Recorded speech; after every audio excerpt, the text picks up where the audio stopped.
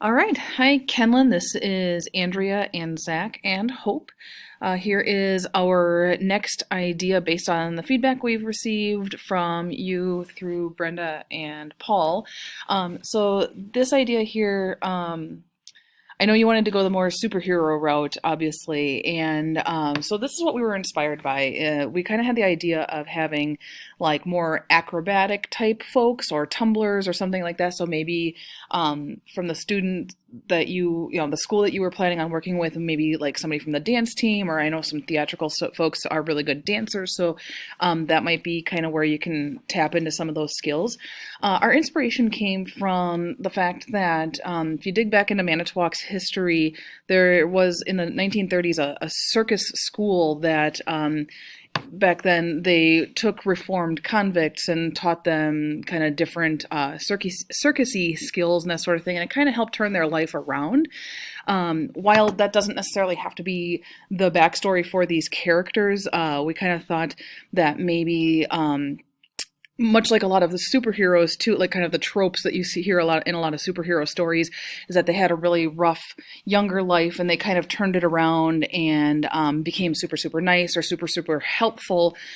So with these characters being ridiculously nice, they're not only tumbling over each other and kind of acrobatic in a comical way, fighting over being nice, to others or something. Like I can envision, one of them saying, as they're about to go through a door, after you, and the other one's like, no, after you, and kind of backing and forthing, or kind of tumbling over each other to go hold a door for somebody, things like that.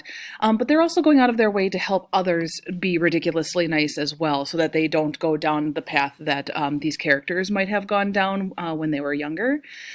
We can be as specific or as vague about that as you want, really. But I kind of the design of the costumes, we kind of thought of the three stripes that are to the left of the letter A in the AmeriCollect logo. So we kind of played off of that a little bit. And the color schemes were similar but different enough. I kind of envisioned like Tweedledee and Tweedledum from Alice in Wonderland, where they're similar but different. And that makes them interchangeable. So no matter if you have two women, two men, one man, one woman, whatever doing this, it can be interchangeable without any complications. While these are more male figures in these drawings, obviously a shirt and pants and boots could go in any direction.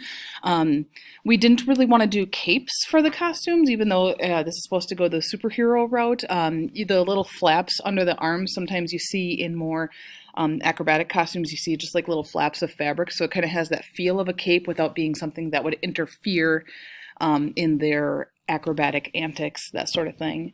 As far as names go, I don't know that the names are horribly important. We kind of looked at a lot of gender neutral names that were kind of alliterative, like Casey and Carrie, or Casey and Tracy, that rhyme, or that could go in a lot of different directions, and we're pretty open to that.